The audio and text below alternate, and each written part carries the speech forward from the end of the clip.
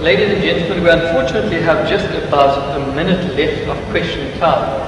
All good things have to come to an end, so we can only accommodate one further question. Mr. Didan, I have impression that my question has been misunderstood. I didn't want to challenge you or to hurt you. I just wanted to ask you for some advice for a person who doesn't believe. I just wanted also to ask you for advice because I am a non-believer. I would want to believe in Islam, but I just want some advice. Yes,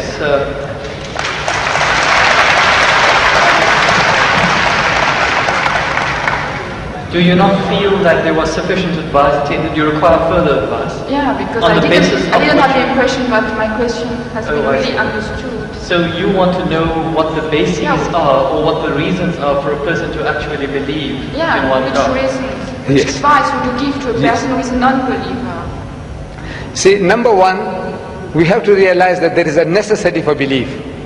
If you don't believe, you can't move an inch. You can't bat an eyelid. We believe. The very fact that you believe that if you come there, stand before the mic, and when you utter the words will reach me.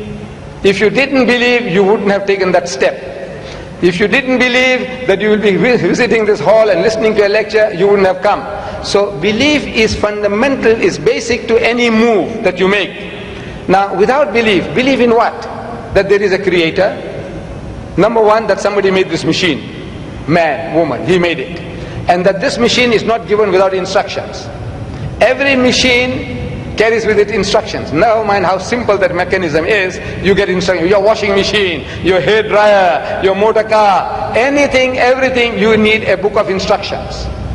This most complicated mechanism, the human being, created and left without instructions, we says no, he has to be given instructions. And God Almighty, we believe that there is a creator, and this creator through his messengers, one of us, he has been conveying those messages to us, directions, instructions to us.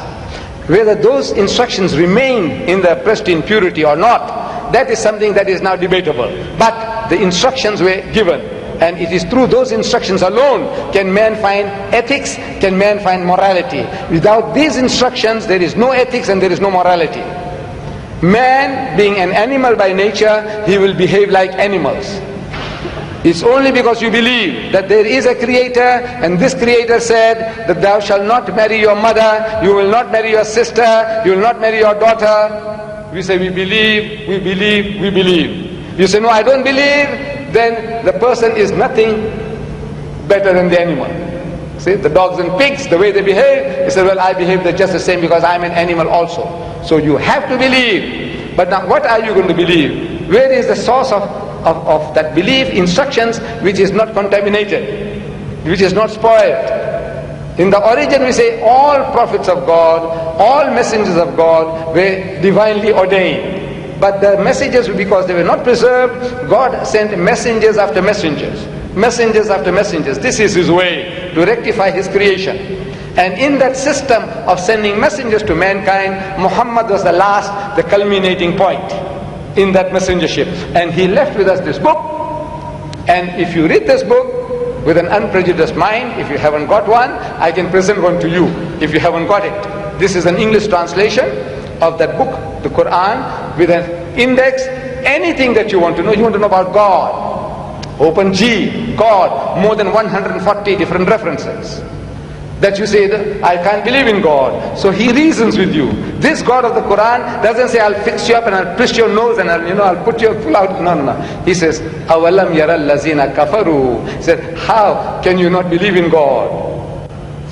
He says, Kaifa takfuruna billah. So how can you not believe in Allah? Wa kuntum amwatan. Seeing that you were non-existent, you were dead, and He brought you into being. Thumma yumitukum. He will cause you to die. Thumma yuhyikum. And He will bring you back to life again. Thumma ilayhi turja'un. And to Him will be your return. So if you start reasoning, and you see how true the statements are, that you were non-existent. You, I, everybody, non-existent. The men of science will tell you that this earth was a molten mass.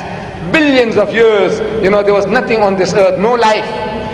The thing was all boiling, boiling, boiling. And the vapors went up and came down, and the vapors went up and came down, and over a period of millions of years, it started to cool. And then life started to germinate, and so on and so on. So there was a time when mankind was non-existent, and God brought you into being. Very true. And now you're going to die. But that is not the end. That you now, there is something in you which is other than the body, that real you. Now that real you, which is the driver of this body of yours, will be made to account for your actions.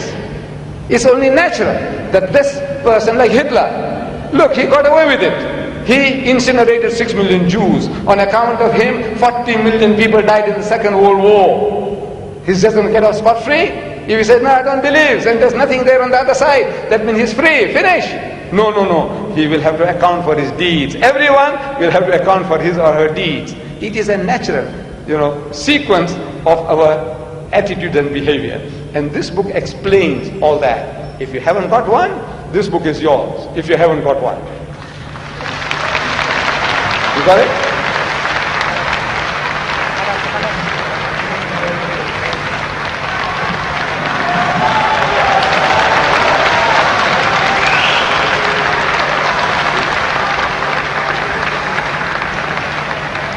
Ladies and gentlemen, unfortunately, all good things have to come to an end, where at the end of our time span, we cannot accommodate any further questions.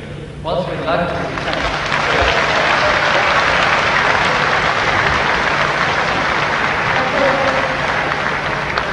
Ladies and gentlemen, if a single one of us has acquired some knowledge by being present here, then the goal and the purpose of this meeting has been achieved. Our gratitude to the organizers, Mr. Ahmed Didaw, Mr. Abdullah Didaw, Mr. Yusuf Didaw, and perhaps special mention must be made of Mr. Shamshad Mohammed Khan, the director of the local branch of the Islamic Propagation Center. But not to forget, very, very significantly, and perhaps most important, thank you, the honored members of the audience for attending. Mr. Chairman, we have been waiting for